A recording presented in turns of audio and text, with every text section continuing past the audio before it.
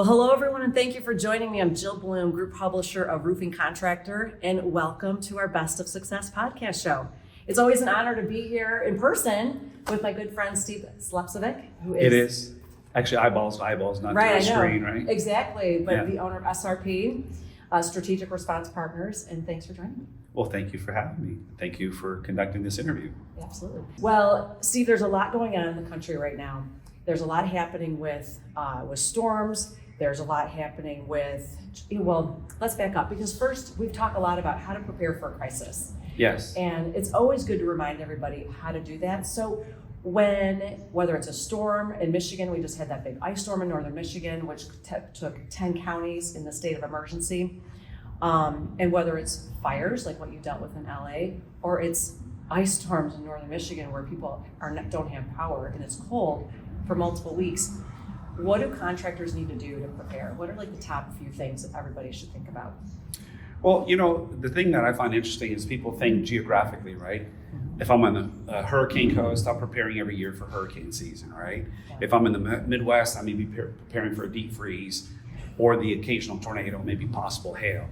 On the West Coast, you're typically thinking fires. Most people don't think earthquakes, and most people don't think tornadoes. Yeah. Right? And in Michigan, people don't think about tornadoes, right? Yeah, we get them once in a while, but that's exactly it. Yeah. These are once in a while type of scenarios, right? So, and then you don't think about fires. And then all of a sudden you say, wait a minute, there's a massive fire that just happened in the Carolinas, right? Right. So you have to kind of have an all scenarios type planning and don't just think, well, this is the only thing that, it may be the biggest threat you have, but there's a lot of other things. And there's a lot of things you could do to prepare yourself first, then your company.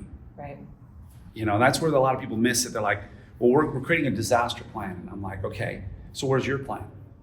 My plan? I'm like, yeah, so what is your family plan? Yeah. Oh, I didn't think about that. What is your employee plan? Mm-hmm. And so a lot of times just jumping into it, I see contractors, they're caught off guard in these storms. Mm-hmm. And then when I come into those areas, and I'm gonna call it like it is, I eat their lunch. Yeah. And they're like, how is this out of town national group that doesn't have a daily presence here taking all these big accounts from us? Well, they don't even have a system to how they're going to handle the volume of calls. Right. They don't have a system of handling their employees, right? So sure. If you're, right. Say your house is wrecked in that disaster zone, are you going to work that day? Heck no. I mean, it happened up north with our cottage. I mean, thankfully I didn't have any roofing damage, but there was the debris I couldn't pull in the driveway. Mm-hmm. So if I'm a roofing contractor or I've got I'm under construction for a big stadium, I need people to come in and do drywall. They can't get out of their driveway because they've got debris, right? So and then your phone's blowing up. Mm-hmm. The employees are handling stuff at home, but you put no plans together. Yeah. So I find that the organizations we've done work for, and they do these pre-plans and they walk through this stuff. I'm like, okay, so let's get your location where you can operate functional. Sure. Who's your fuel provider? Who's your power generator provider? How are you going to stabilize your structure? What's going to incentivize your employees to come to work? Oh wait, power's out for 3 weeks. Oh yeah. Fuel cell, they can fill up the car here. They're not waiting 3 weeks to get the pumps are down, power's out, because no one's getting fuel in that area. Oh yeah. Right? People ran out of gas to run their generators. Yeah. So can you drive 3-4 hours out of the area and then come back? Wait a minute, where's your performance? Yeah. Okay, so you have the facility, how you set up your facility, the employees are showing up there, and you're like, wait a minute, I have to have a place for childcare.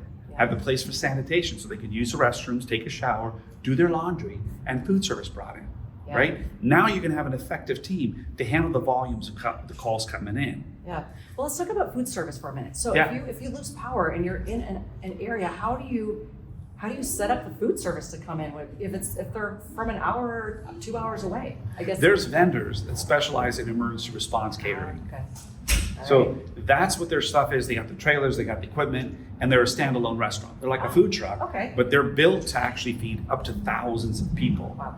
Yeah. So when we move on these areas, we're one of the contractors and companies on the management side of it that are the first on the ground to show them, hey, here's a location. You talk to the owner. You could stage your equipment. You could stage your stuff here to start feeding thousands in the community. Yeah. That same vendor feeds my team at Ground Zero, feeds the first responders on my team, and then feeds also the contractors, and what I've done with the contractors, it wasn't that way in the past. Okay.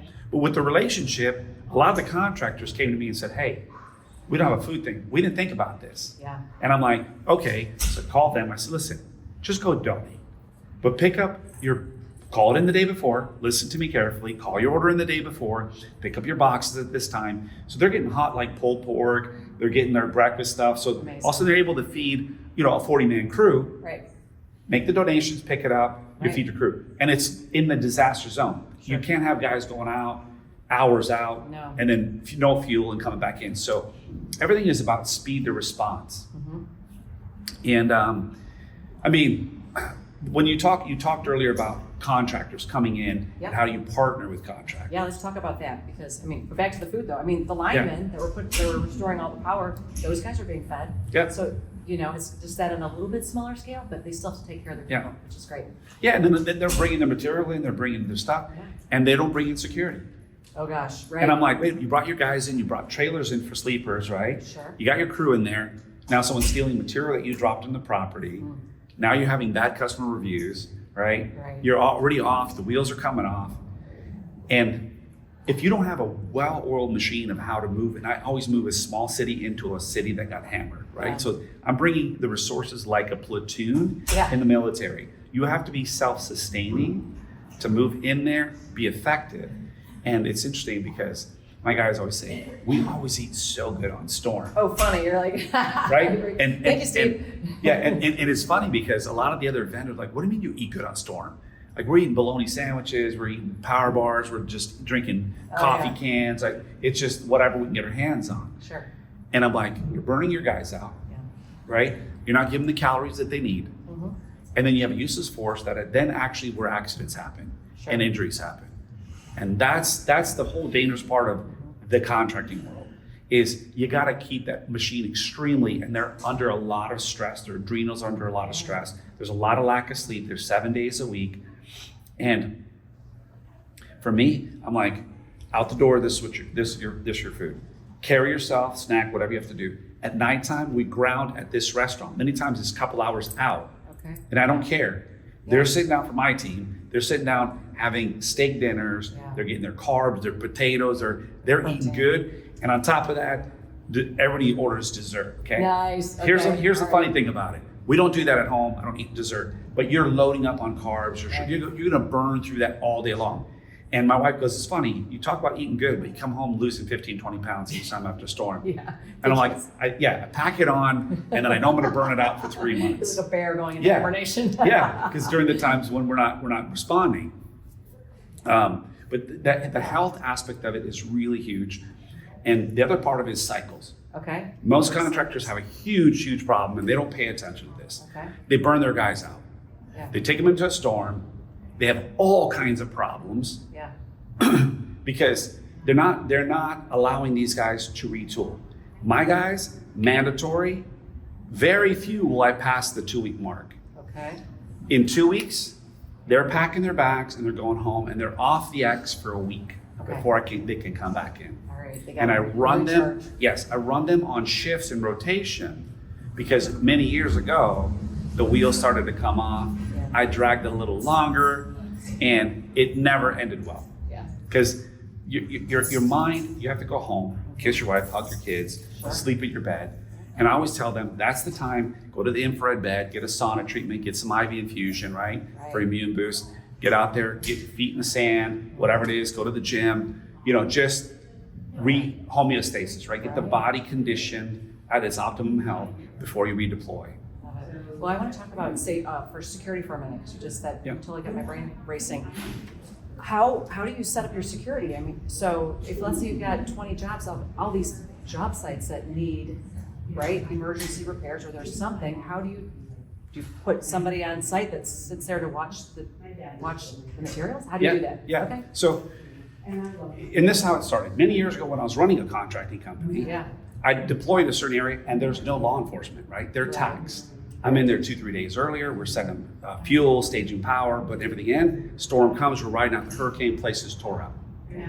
Now the riffraff comes out, people are looting, and Wow. I'm here going, wait a minute, we have all this equipment out. We're starting the jobs. We're opening up buildings and doors to dry buildings up. People's personal belongings are there. Yeah. And people are coming off the street, robbing people, robbing stuff out of those units. They're completely exposed. I didn't need that liability. So I brought a security team with me because what I found was there's no security around. Yeah. The Allies, the big Securitas, they're gone too because they're not trained for that. So then what happened is the clients would go to me, well, can you put some security on my building? Yeah. Can you put a security guy here? And I'm like, well, that's a natural fit. So open up Saber Defense Team and start doing mission critical work because I'm not the mall cop, right? Right. I don't have those kind of, my guys are SF guys who are used to being deployed and being in the, what I call embracing the suck, right? They're gonna be in the muck. They're not gonna complain. They're gonna be self-cleaning ovens. You know, they're tuning in and they know how to be outward focused in service, not inwardly focused in chaos. Yeah. Right? Very cool. And so they deploy with us. They have a very specific mission. They keep my teams protected, right? They keep the property's assets secure, right? When buildings are open and stuff's going in there, the same thing. And the added benefit many times is because we're billing the insurance company directly, the vendors that show up with their drying equipment, the roofing material, they're like, you got security here? You got a perimeter fence here? Yeah. You're watching my stuff? Yeah. You can pull your trailer in that lot. We'll put another fence. I'll put some security on that. Do you know what I mean? And they're "Whoa." like, this is nice. Yeah. This is great. And many times what I find is like, oh, can we use your fuel cell? And I'm like, yeah, but grab a ticket for every time that you're loading your trucks up because you didn't have the foresight to actually have a contract with the fuel company to deliver fuel so that you can keep your trucks and your equipment and your team running. Yeah. Because it's know? amazing sometimes when you don't, anticipate you're going to be out of power for, 3 or 4 weeks. And here's the thing. Most contractors that haven't experienced, they go, well, it's not going to happen to me. Yeah. Stick your head in the sand. Yeah. I promise you it will happen to you. And it shows that the statistics are now 50% of businesses go out of business because they didn't have a plan. And they're like, how that? I'm a contractor. There's going to be all this roofing. I'm going to make really a lot of money. I can't tell you how many contractors that we both mutually know. Yeah. They said, you walked into my town And took over. and you took over and I thought my phones were going to ring and I didn't realize that you already tapped these clients. I couldn't get to my yard and you had crews from another company that was outside my own area. Yeah. And I just thought that the client was going to call me. I said, you did nothing to tell them that you do shrink wrap, that you do emergency roofing, and that you had the bandwidth to show up. You didn't call them before the storm happened. You didn't talk to them about your emergency response plan for them. Yeah. Well, let's talk about that. Let's talk about partnering with, whether it's you or when you're a local contractor and you're not really, let's say you don't normally do storm work. Because, Michigan, we don't get hit, we're with tornadoes once in a while, but what happened was just astronomical. But if you're not used to dealing with storms, what's the best way to partner with a contractor that has come in, and how do you vet them? Because there's a lot of crazy people that come in and just try to really mess up the market. And then they leave and you're kind of stuck with the cleanup. But what's the best way to partner with, whether it's you or you see another contractor that has come in and make sure that they're gonna take good care of your customers? You want to make sure that and if they're calling or not, you still got to figure that out. So how do you figure that out? Yeah, so that's a great question. Because when it comes to partnering with contractors, as a disaster management company, I've had to go through a lot of shit, right? Or like women say, you got to kiss a lot of frogs to find the prince, right? Yes, exactly. So it's kind of like you're going through that and you're like, oh, I found my prince, right? But I found my contractor, right? Because in our area, we work on a national basis. So our teams have to be able to deploy. And then there's some people that are absolutely just garbage and they look good. They have a great social media profile, right? And they do great work. Look at me on all these roofs. Yeah. But you're gonna have a lot of problems with them. Yeah. And so there's a saying that I have, and I use it in most of my presentations. I live by it. And this happened from Superstorm Sandy. Yeah. And I made a rule hard and fast. I said, I prefer to shake hands before, not while standing on top of rubble. Yeah. So I can't tell you how many times I get hit up by contractors in a storm area. Like, hey, remember me? We have this equipment. We could do this great job. I'm like, no. We're not having a conversation. Yeah. The I'm crisis having is now. Yeah. Right. I am only working with those that I've had relationships with, that have past performance, that have been part of my team. That's it. Yeah. Okay. If you want a relationship with me, I'm completely open to it and I look forward to it. But we're gonna have this conversation after this catastrophe is done. Sure. And we're in a quiet zone. Then I'm gonna come to your shop. I'm gonna get to know who you are. I'm gonna talk to your clients. I'm gonna go walk your job sites. I'm gonna get to know how you operate. Okay. And I'm not talking about giving me references that I have somebody else call on the references. I'm gonna go see it. I wanna see that board president. I wanna walk the job. I wanna see what they did. Yeah. I'm gonna go do my due diligence because I'm gonna count on that person to protect my reputation. So I'm gonna go, I wanna get everything behind it. Most people, when I've been in this type of line of work for so long, they're like, how is it that, you got some really amazing vendors and you've done so well? I said many times, they didn't even know they were being interviewed. Yeah, it was just a conversation. Yeah, this conversation, Checking take you them to out. lunch. They're like, you're Yeah. taking me to lunch? I'm like, yeah. No, I don't want no business from people. I don't know who you are. Can I stop by? You guys doing a safety briefing? Yeah, come stop by. I want to see your operation. I want to see the character. I want to see how your employees treat you. And more importantly, I want to see how you treat your wife and your kids. Yeah. I want to see how your car, is it clean? How is your shit organized? Is your life squared away or is it chaos? Because if you just listen, if you're truly an effective listener, you will learn so much about a person. Most people give themselves away. Yeah. And you know who taught me that? Who's that? To listen, to hear things from a whole different, from a whole paradigm shift, like a whole different perspective. My son, when he was diagnosed with autism and raising an autistic boy, who's 19 now, but in his world, he sees a completely different picture show. Yeah. And as a young father, I had to learn a whole different language. And a lot of it is tuning in, because when a kid's nonverbal, when he was younger, he's verbal now, right? But when he was nonverbal, you had to tune into spirit and listen and feel. So someone can tell you a lot of stuff, but your heart's gonna tell you, this person's real. Yeah. And then go further, get to know them, see what they're about. And to me, I always look at myself. Do I walk at 100% on contract of who I am? Am I that person that will go the distance, not going, I'm gonna go the distance only if you go the distance? No, bullshit. I'm committed to go the distance. And the person gets that I'm going the distance, they're gonna show up, right? That's just how I find. And there's some people that are built by that code and that's how they run. And those are my vendors and they're honest, they're loyal, they'll self-report and we have a great thing, but we're also like a family, right? What we talk about at Best of Success, that authenticity and family. Yeah. So you have a roofer who's like, I'm a roofer. I'm like, no, you're not. Yeah. And they're like, what do you mean? I'm like, if you're just your ego, you've just lost the entire direction. You're a solutions person. You're bringing a solution to the client. The client may not need a roofer. The client may need someone to extract the water or board up the windows or provide security. And he may need someone to review the policy. He may need somebody for this.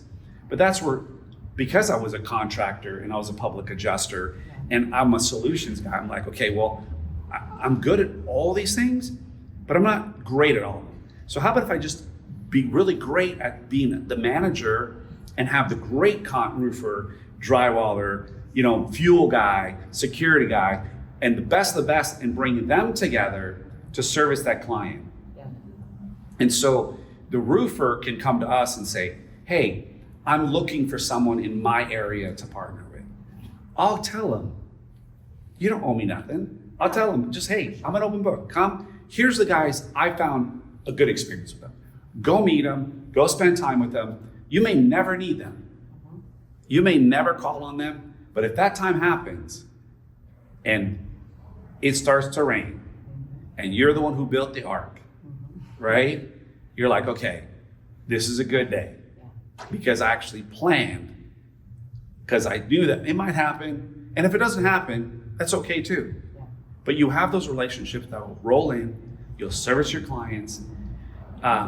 It works in every community. I see it with churches, right? The churches that actually have pre-plans. They're going through the ministry and we've provided like even the documents for free. Here's how you set up your plan. Right. That church has the fuel, the power, they have a sanitation station, there's a child care in it, the pastor's preaching the word of God, right? The community's open, they're the oracle. That's a shepherd leading the community. And then you have the churches that are dark. They're closed and they're in fear. And what I find is the parishioners look, they're like, how do we not have a plan? Like, well, these are my people. I want to go to this church now. Oh, yeah. I want to be part of this group Yeah. because they got their stuff together, right? I mean, you may be in an Amish community, you may be with the Amish. Whatever it is, So right? they got it figured out, right? Yeah, it seems like they So, but you know what I'm saying? Absolutely. You gotta like be the leader, and it's great. And it's so fun to see what you were doing and how you guys just put it all together and make it happen. So it's seemingly so seamlessly. But what I want to ask you too, Steve, is about there's so many tornadoes that have been going on in the country, like double, right? Double, like Alabama, I was saying, went from like 10 to, well, AccuWeather was reporting, now they're at 73, but it's happening all over the Midwest. And are you seeing, is your team totally tapped as well with all the storms and tornadoes across the country? Yeah, so I don't know if you know, but we've chased tornadoes for 16 years. Yeah. And, you know, I think it was an adrenaline rush for the most part. My wife goes, what are you doing out there? I'm like, well, we're studying science, and I get into the job earlier than anybody. It's speed to response. You didn't want to tell her you were really chasing the tornado? Yeah, so we chased with Reed Timmer, who everybody knows. Yeah. Brendan Clement, another great chaser. 14. Some wonderful guys out there. Yeah. They're great meteorologists. They're adrenaline junkies. But what I did is I took a team of paramedics, right? So I'm like, okay, so let's find a way to improve the medical response, because in those areas most of the time it's like 4-hour response time. And then I'm like, okay, well, I need a better overwatch of the site that gets hit so I know exactly where the worst areas are at. And so we started launching drones. The first ones to launch drones, thermal drones. And then I'm like, okay, well, we're gonna have some fun with this too. So we took a racing drone and we put the first racing drone in a tornado. Oh Yeah. my gosh. So how did that work It out? got destroyed. It got destroyed, but we got some cool footage, right? Okay, yeah. But in the tornado aspect of it is you could track these storms Yeah. very effectively. And if you listen to some of the top guys, you'll get intel that's really good. I mean, the radar technology we have these days is excellent. Yeah. There's a lot of things you can do to become a more resilient community, but also create a tracker that actually alerts you if it's going to be in your area. Like there's a lot of great apps that do that type of stuff. Sure. It Yeah. tells you exactly, even after that goes through, you can see exactly where it hits. Yeah, it's no different than wildfires. I live in Southern California, but I have certain maps I have set up for different parts of the country. Why? Because I have customers and accounts there, Yep. right? So if it's watch duty for fire, or it's an app for tornadoes or hurricanes, I'm paying attention to what's happening around my clients' properties that allow me to respond, and then I have vendors in that area. Yeah. And what we do is every time we deploy, especially for hurricanes, there's a moment of where you're tracking it, then you're like heads up. Yeah. The guys are like, we're paying attention. All their deployment gear's all dialed in. Everybody already done it. They've gone through the mechanics. And then it's wheels up. Here's our base of operation. We get into the zone. Meanwhile, the vendors that are on our network that are moving with us, they're sending photographs, they're sending videos, they trailer already being know. loaded. You've trained We're them, already right? moving. Yeah, so it's a very synced type operation. And there's a saying in our organization, we move as one heartbeat, one breath. And in order for us to move that way, that's the only way we're going to execute on the mission properly, you know? And it's made us effective. And people go, why do you do that? You know, I think why I've always done these type of things is really to inspire others to take the baton and run with it. So when we've done the tornadoes, it was like, I got sick and tired of seeing the bodies and people dying needlessly for someone to show up 4 hours later. That if somebody was on scene, they could have rescued them. And the guys that were friends of mine that we were chasing, I'm like, we're all chasing, but I'm the only one with medics that can service right there. You guys should get some paramedics in the area that when you see a tornado pop up, these firefighters, these paramedics, these EMT guys should then be the ride along in your vehicle. Stop chasing for the clicks. Yeah. Stop chasing for just shooting video and setting video. Sure. Grab a paramedic and put him in there, save someone's life. You're already on the scene and you can't do shit about it, right? You're jumping out of a vehicle that the power line's energized. You're not walking with hot sticks. You don't have gas meters on you. What are you doing? You know what I mean? But that's gone on everywhere. Like when I've seen that type of stuff, and you know what?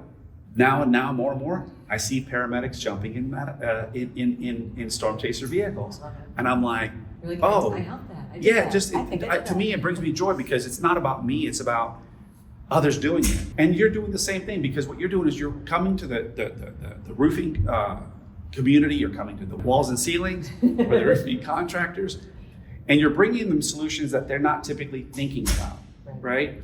And if you can create just a little bit of a shift, that can change the trajectory of their entire business, and also in some cases save their lives because they put plans together for them, their families.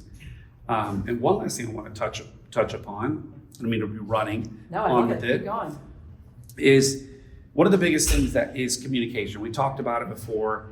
We talked about the importance of satellite phones and having a Starlink. Now, satellite phones are great tools, because the first things when we were doing the medical rescues in Helene was the first calls we got were people that had sat phones. How many people had satellite phones in Like 2-3 people Well, that's all you needed, right? You just needed one person who could communicate and tell you what's going on. But that was in rural mountains of Right. thousands of people that were impacted. So that's not enough.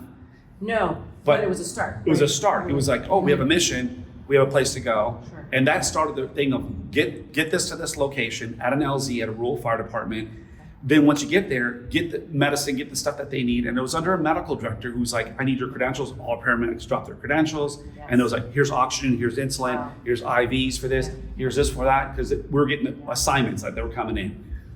But when we got there, then we would get their report and assessment of what are your needs, and bring that information back, and then send another bird, and then it just became, and then again, here's us walking into a room, people walking out of the airport. Yes. And I turned to my helicopter pilot, because I had the foresight. I'm like, this is getting washed out. Yeah. No one's gonna be able to access that area without a small bird. Right. Call my helicopter pilot. I said, grab your wheels, move in. This is where we're meeting. So we all converged on it. Yeah. And he walked in, and people were leaving the airport, literally not giving their. Oh, they were leaving because they didn't have the credentials? No. They were concerned about liability and what was going on.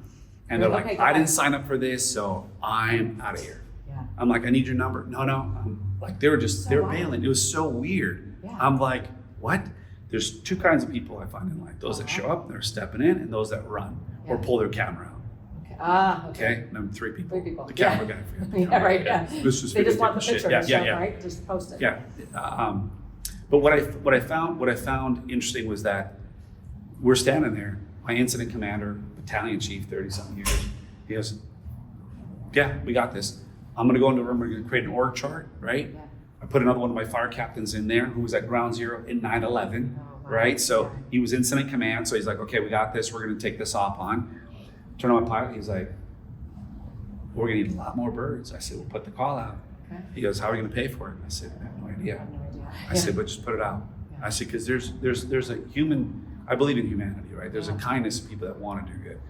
And in that moment, he put it out on all the independent channels, and the birds started flying in. That's amazing. Gosh, that just gives me chills. And it was crazy, because I'm like, oh shit, because there's helicopters coming from everywhere. Right. You don't have oversight. You don't have the radar stuff working. Sure.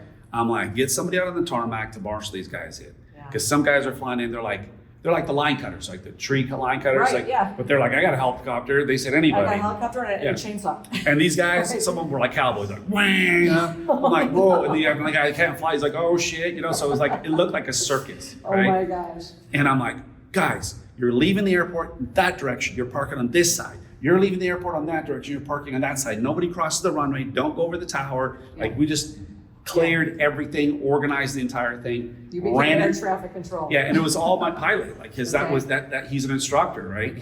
He's a former military guy. Yeah. And one of the top current helicopter pilots and instructors. Yeah.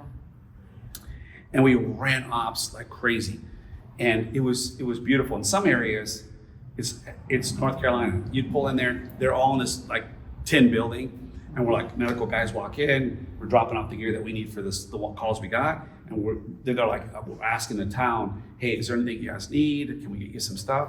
And they're like, no, we're mountain people. We got this. Oh, like, wow. we don't need any help. And then you come into some communities, and all of a sudden it's like the Amish are coming out of the woods. I'm like, oh my God, I had no idea this Amish community. Like, Yeah. no, we're good here. I'm like, what are you talking about? Your entire place is wrecked.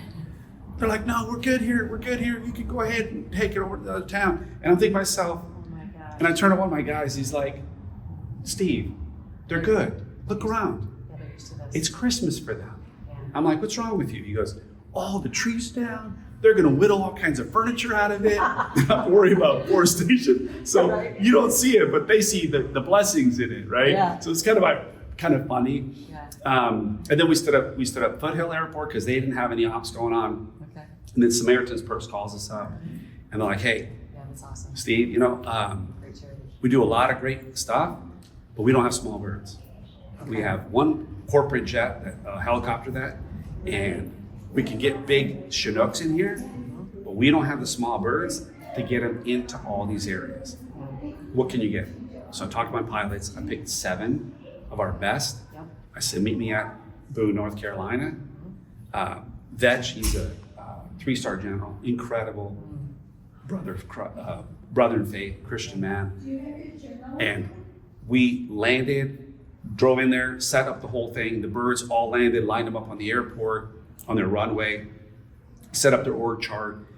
Elon dropped a bunch of Yes, I saw Starlink that, engineers, right? Yeah, he did. He stepped up. Yeah, he stepped up. Dr. Phil showed up that day Oh, for his photo op, I love it. tour around. And then we started missions immediately. Within about an hour, we were throwing engineers from Starlink because they were on thing with one of our paramedics and the pilot. Okay. And then we were marshaling that thing. And that whole mission, well over 1,000 Starlinks got delivered, over 500 rescue missions got completed with that mission. That's amazing. And it was all funded through Give, Send, Go to where we broke at zero to cover the cost of all the fuel. That's amazing. Yeah, and so what I've learned, one of the most important things is no matter what you do in business, no matter what you do in life, whatever you do, if you start first in the spiritual sense in trusting God that all is possible, if you head in that direction, everything else will fill itself around it. If you miss that part of it, nothing's gonna work. Yeah. It just doesn't, I get it. you know? So let's do recap. Okay. So, number 1, start ahead of time. Find your partners. I'll let you recap from there. So, Find your partners, but going back is get organized, Yeah. create your own plan, plan to respond, and then plan for the recovery and plan for the resumption. So prepare, respond, recover, and then resumption. So if you look at those models, and any of your contractors, if they have questions, look, my life's to serve, right? It's not about me. I don't want nothing out of it. I'm happy to share. Here's some things, here's some resources, here's some things that are available. Because, how do they reach you? That's so amazing. That's Yeah. why I love you so much, Steve, because you're always helping but yeah, I mean, they call me on my cell phone, 310-261-6311. They can email me, Steve at srp24.com. Yeah, I'm happy to serve. I always say, as long as God gives me the strength to keep going. I've learned a lot of lessons, life does that. God puts us in places to put us through fire, and you can either turn out bitter, angry, or you can go, thank you for the lessons and the blessings in it. And then the real ultimate goal is to be in service, because that's honestly the truest form of love, is to just simply be in service authentically. Authentically, Yeah. absolutely. Well, Steve, it's always great to catch up with you and love this.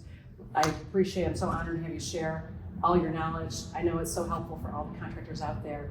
And again, what's the website if anybody has questions? Yeah, srp24.com. There's also a prepared page, and then I have a separate private one that's more for personal planning. Okay. So people can reach out to me. I'll send a link to that as well. Okay. They can reach out to me on that. Yeah, your prepare page is amazing. It's srp24.com/prepare, I believe. Prepare, yeah. I've been there a few times. Prepare or plan, I forget which one it is. Okay. But and then I'm constantly updating it. There's new stuff that's coming out. Yeah. Starlink's done an incredible job. So if you're going to any type of storm area, or you're going to be in a storm area, pick up a mobile mini Starlink, have it in your vehicle, have a battery backup for it, right? Because sometimes if there's something that's glitching there, you have your sat phone. Yeah. But if you're having an issue getting out on your Iridium sat phone and then you have your Starlink, the nice thing about having that is that you can just turn on your phone, flip it, and you're there, right? Very nice. I'm still I do both, the Starlink, the redundancy of the sat phone in the Faraday sleeve, but I Okay. have both because Yeah, again, you never know. the redundancy is always good, Absolutely. right? And vendor partners, I have multiple vendor partners and I have my tier 1 guys, my tier 2, my tier 3, right? Because if Right. one falls off, I'm like, hey, I got to slide you across. You're not You never performing, know. not showing up. The thing I can also encourage your contractors, always be your word to a fault. Moment to moment. Be your word and be 100% accountable. Because it's never about the other person. Yeah. Awesome. Well, Steve, thank you so Thank much. you. Thank you, Jill. It's always an honor to spend some time with you. Appreciate it so much. And if anybody has any questions for us, it's roofingcontractor.com or wconline.com. Follow us on social media so you can stay up to date. All these great content, all these nuggets that we have from Steve today. But again, stay safe and healthy. We'll talk to you soon. Thank you. Thanks again.